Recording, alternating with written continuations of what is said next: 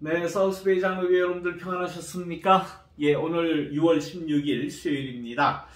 지금 녹화하는 시간이 지금 6시가 다 되었습니다.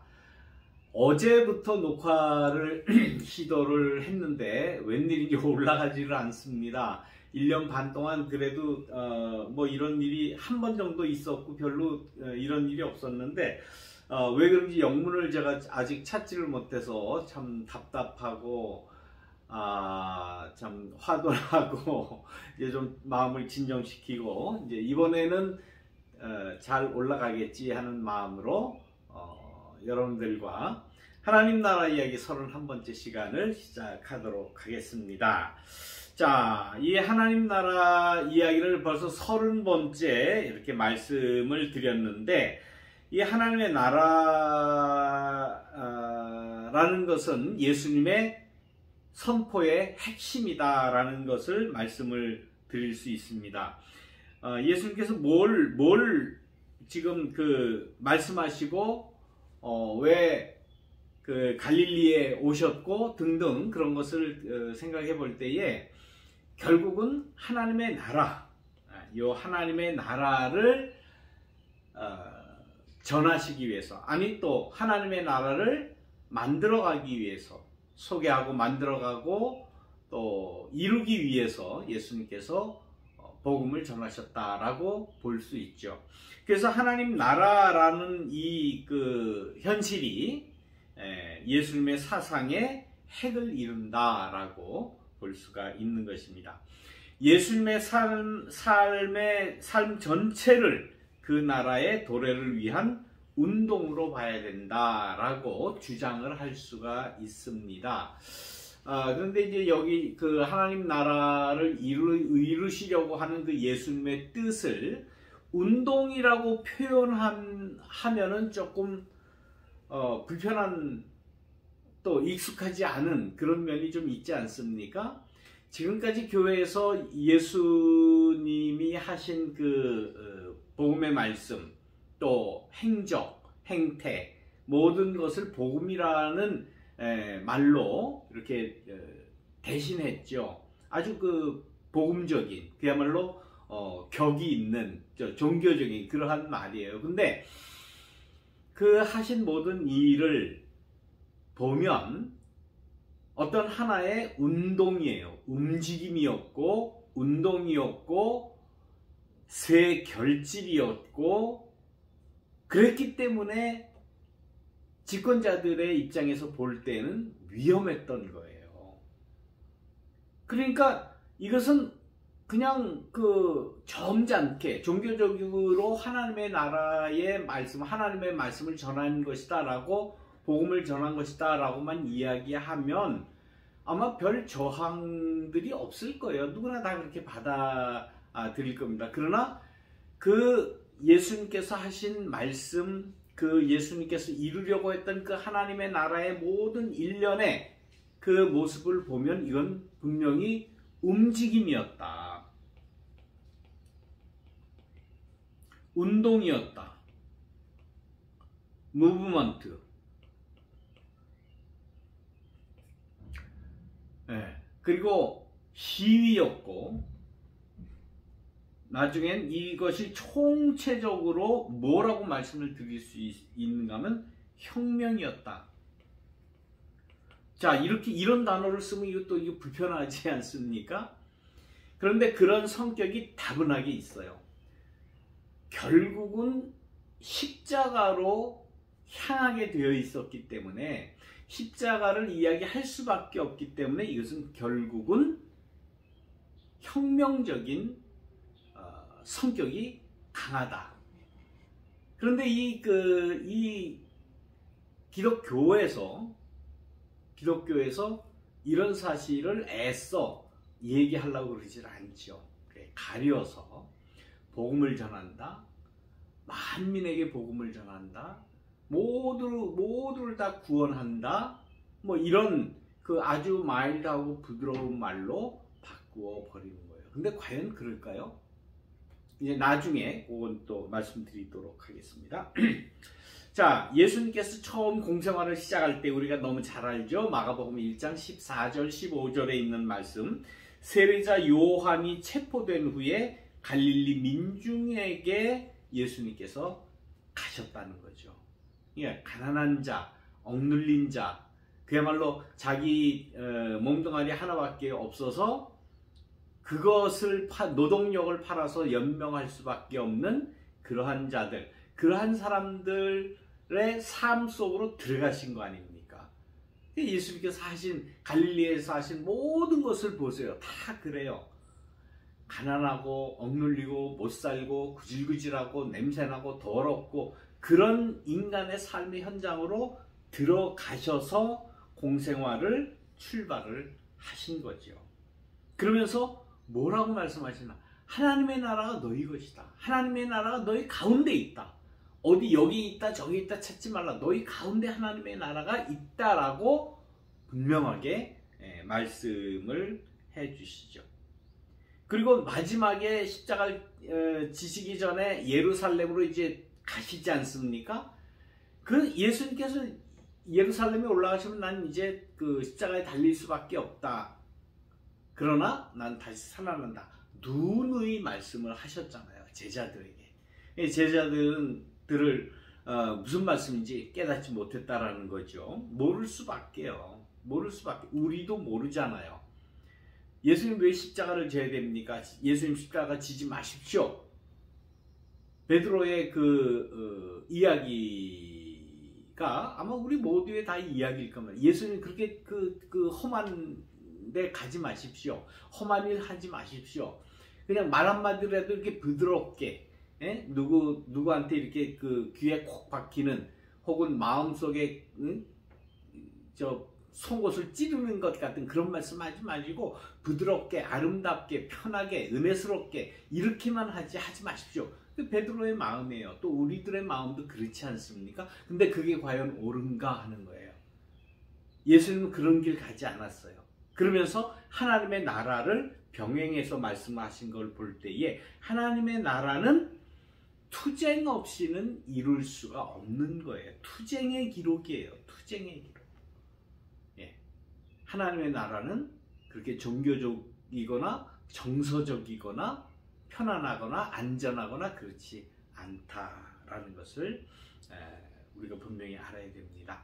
예수님에게서 이 하나님의 나라라는 그러한 현실은 떨어진 게 아니에요. 저기 뭐 나중에 죽으면 거기 간단다. 죽으면 하나님 나라에 예수 믿으면, 나를 믿으면, 세례를 받으면 거기 그 한 자리씩 분양받는다. 뭐 이런 저급한 그러한 그 개념으로 얘기하지 않았어요. 예수님은 그 하나님의 현실을 그대로 살았어요. 살고 우리에게 모범을 보여주셨다. 그렇기 때문에 하나님의 나라는 어디에서 온다? 실천 속에, 우리의 실천 속에서 온다. 그리고 실현되는 현실로 나타난다. 이거 우리가 분명히 알아야 됩니다. 예, 그냥 마냥 그냥 그 피안적으로, 저세상적으로 우리가 나중에 죽어서 가는 뭐 하늘나라 이것만 생각한다면 예수님께서 전하셨던 하나님의 나라하고는 전혀 다른 그러한 길이다라는 말씀입니다. 자, 누가복음 여기 그 누가복음 4장 18절에서 19절에 있는 말씀을 가지고 왔는데요. 자, 이 말씀은 예수님께서 처음에 공생활을 시작하실 때에 내가 앞으로 공생활을 하면 이런 일을 할 것이다 라고 제일 처음에 초성으로 이야기하는 거예요. 뭐 우리 각국 나라의 뭐 대통령이든지 총리든지 뭐 이렇게 선출되고 처음에 그 연설하잖아요. 취임 연설. 취임 연설이 얼마나 중요합니까? 이 미국 대통령의 취임 연설은 영문에서의 그 바이블과 같은 거 아니에요. 저도 뭐 중고등학교 다닐 때에 뭐 그 대통령들의 그 취임 연설문 가지고 뭐 영어도 뭐 공부하고 뭐 그랬어요. 가장 올바른 문장, 가장 누구나 보고 들어도 귀감이 될 수 있는 그런 좋은 문장들일 거 아니에요. 그러니까 중요한 거예요. 나는 이런 일을 하겠다라는 거거든요. 그 말씀이 바로 누가복음 4장 18절에서 19절에 있는 말씀입니다. 주의 성령이, 그러니까 하나님의 영이 내게 임하셨으니 이는 가난한 자에게 복음을 전하게 하시려고. 이게 초성이에요. 내가 할 일은 가난한 자에게 복음을 전하겠다. 근데 여러분들 한번 잘 생각해 보세요. 여러분들 예수님께서 이 땅에 오셔서 가난한 자에게 복음을 전하시러 오셨다라는 그러한 고백이나 그러한 예수님에 대한 생각이나 또 다른 사람에게 예수님 왜 오셨느냐 물으면 가난한 사람에게 복음을 전하러 오셨다라는 말씀을 한 번이라도 하셨습니까? 아마 모르긴 해도 아마 안 하셨을 거예요. 그 대신 뭐라고 대부분 합니까? 만인을 구하러 오셨다. 만인에게 구원을 주러 오셨다. 만인에게 복음을 전하러 오셨다. 만인을 영생을 얻게 하기 위해서 오셨다라고 고백하고 생각하고 그렇게 이야기했을 겁니다. 그렇다면 다르잖아요. 예수님의 말씀과 다르잖아요. 예수님은 분명히 가난한 자라고 분명히 이야기를 합니다. 그러니까 우리들은 좀 불만이 있는 거예요. 아니 하필 왜 가난한 자한테만 복음을 전한다고 그렇게 그냥 그러느냐. 우리가 고백하듯이 예수님은 만인을 위해서 역사 인류상 모든 인간들을 다 구원하시기 위해서 나는 이 세상에 왔다라고 하셨으면 오직 좋아요. 아니에요. 예수님은 그렇지 않아요. 가난한 자에게 복음을 전하는 것이 내 소명이고 내가 할 일이고 내 취임 이 선서에서 이 취임 설교에서 내가 초성으로 할 이야기다라고 강조하시는 거예요. 이거 무시하면 안 됩니다. 대부분 신앙인들이라고 하는 예수를 따른다고 하는 사람들이 이거 무시해요. 에이, 그냥 그건 뭐 성경에 있는 이사야에 있는 말씀을 그냥 이렇게 가져와서 하신 말씀이니까 그건 그러려니 하고, 예수님은 만인을 위해서 오신 거지 모든 사람 구원하기 위해서 오신 것이지라고 이렇게 이게 등치시켜 버려요. 우리가 지금 예수님에 대해서 생각해보고 예수님의 말씀하신 그 하나님의 나라가 어떤 모습이냐라는 것을 왜 공부합니까? 예수님이 만민을 구하러 오셨다라고 믿고 그것이 만고의 진리라고 생각하면 그냥 그대로 믿으면 돼요. 공부할 필요 없어요. 이런 공부를 뭐하러 이 더운 날에 저만 해도 지금 이거 어제부터 오늘까지 6번씩이나 이거 찍어가면서 이 고생을 합니다. 아니에요. 예수님의 말씀은 성경을 통해서 하나님의 영감으로 쓰여진 이 성경 말씀을 통해서 예수님의 중요한 하시고자 하는 말씀을 이렇게 전해 주셨기 때문에 일단은 문자 그대로 받아들여야 돼요. 근데 문자 그대로 받아들여야 된다고 그냥 개거품을 물고 주장하는 목사님들이 이 말씀에서는 가난한 자에게 복음을 전한다는 얘기 안 해요. 안 합니다. 그럼 이율 배반 아니에요. 뭔가 틀린 것 아닙니까? 여기에서 우리는 그래도 예수님께서 하신 성경에 나오는 그 말씀대로 우리는 따라보자라는 거예요. 그렇다면 예수님께서 가난한 자에게 복음을 전하게 한다라고 한 이 현실은 단적으로 뭡니까? 가난의 현실에서 해방되는 그러한 현실이 하나님의 나라다라는 그러한 분명한 의지를 예수님께서는 가지고 계셨다라는 거예요. 그러면 이런 질문이 가능합니다. 그러면 부자들은 복음을 전해 들을 자격도 없고 구원받을 자격도 없느냐? 그 현실을 그대로 놓고 부자도 구원받고 가난한 자도 구원받고 이렇게 해야 되겠습니까? 부자는 부자대로 하나님 나라 가고 가난한 사람은 가난한 사람대로 하나님의 나라에 그냥 그대로 고 계급 그대로 고 형편 고 꼬라지 그대로 이렇게 하나님의 나라를 이루는 게 그게 하나님의 나라라고 생각하세요? 아니에요. 하나님의 나라는 현실이에요. 믿는 자들, 예수님을 따르는 자들의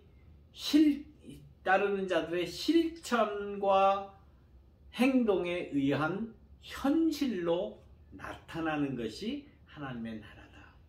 그래서 하나님의 나라가 어려운 것이고, 그래서 아까 저기 위에 말씀드린 대로 투쟁이라고 하신 말씀이 바로 그거예요. 이게 투쟁 없이 이게 이루어지겠습니까? 아직도 안 이루어지죠. 인간 세상에서 아직도 하나님의 나라 멀었습니다. 이루려고 하지도 않아요. 가난한 자 누가 그렇게 신경 쓰는 사람이 어디 있습니까?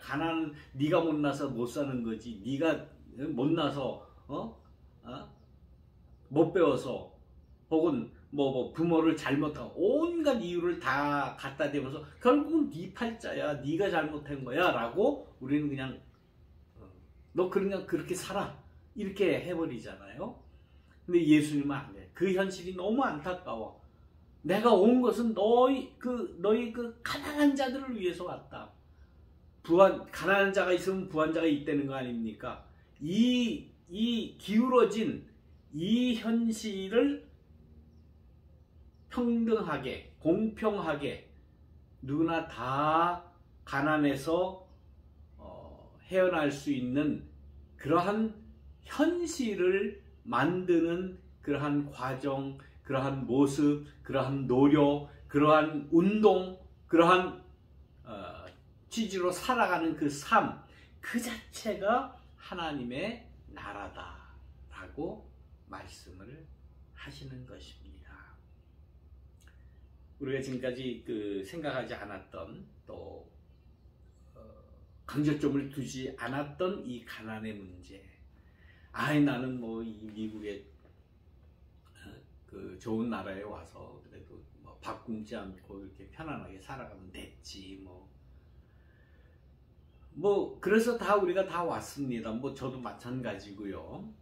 그러나 그런 가운데 예수님의 말씀을 따르는 자들이라면 지금 현재 일어나고 있는 전 세계의 이 부의 불평등 문제, 가난의 문제에 뭔가 어떤 형식이라도 어떤 모습이라도 이것을 해결하기 위한 노력을 우리가 하는 것이 하나님의 나라에 조금 더 가까이 가는 것이 아닌가라는 그런 생각을 합니다. 구체적인 실천 방안은 내가 내 것을 그래도 도네이션 할 수 있는 그러한 실천을 하는 것, 또 그러한 불평등의 구조를 정치적으로 평등하게 만들 수 있는 정치 체제를 만드는 것, 이런 것에 우리가 헌신할 마음을 가져야 된다라는 그런 말씀입니다. 우리의 실천이 굉장히 광범해집니다. 그러니까 그 공부를 해야 돼요. 자, 오늘 여기까지만 말씀드리고 다음 시간에 또 여러분들 만나 뵙도록 하겠습니다. 여러분들 안녕.